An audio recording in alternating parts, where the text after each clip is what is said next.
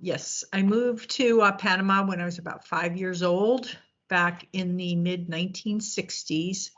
And at that time, the Panama Canal was completely controlled by the United States. And it was a beautiful country of beaches and kind people and a little bit of craziness. My father was with a private oil company, so we lived in Panama City, not the Canal Zone.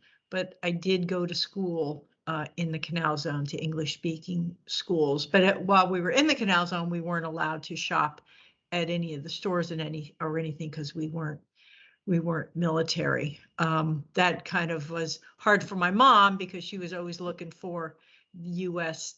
Products that you just could not get out in Panama City.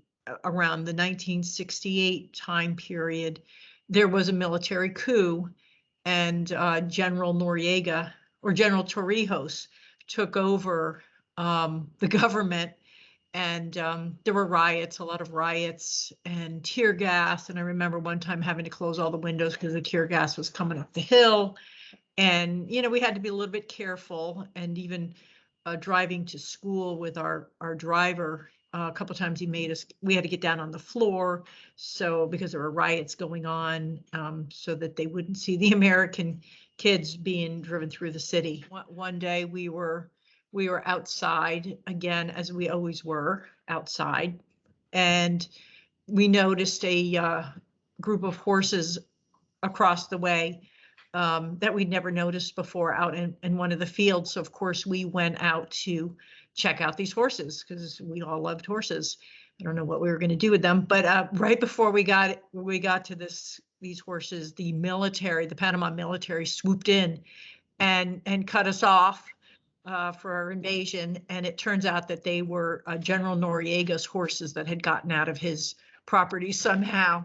So I always remember that story, and my parents always got a big kick out of telling that story to everyone over the years. Wrought iron is very big in Latin America.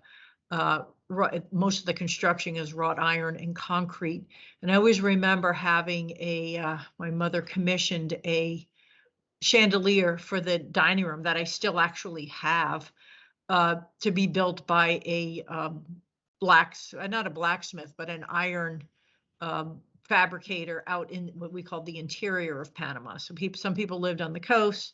A lot of people lived in what was called the interior. So we'd have to drive out into the interior on the weekends to see how this iron fabricator guy was doing. And it was quite the process, and it took a long time. But, my mom ended up with a wrought iron chandelier that has lived down through the ages now. And as I said, it's still sitting here in my house 50 years later.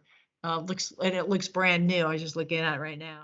Yeah, another funny story from Panama and the era was the neighborhood kids, we had quite the gang there, mostly Americans. And we used to essentially break into the American ambassador's property, climb over the fence, and go down to his pineapple fields and steal his pineapples. And it was all well and good. I'm sure he knew what we were doing. But in this day and age, I'm sure that would not go over well, and we would probably get shot for climbing the fence and going down into his property. But that was really fun for us, and good pineapples.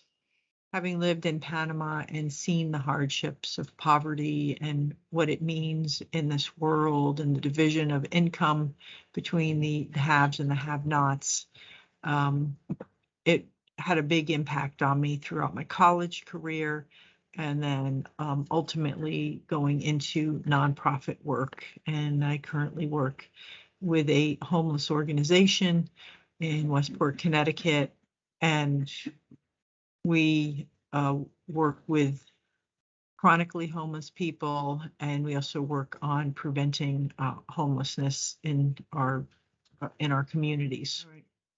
Right. Homes with Hope works in Lower Fairfield County, and it has a broad network of services that they offer to not only people with income disparities, but a lot to do with mental health. Um, but income uh, plays a lot in the equation, and getting to the point of being uh, economically stable makes all the difference in a family or an individual or household rounding the curve and going from being homeless to being housed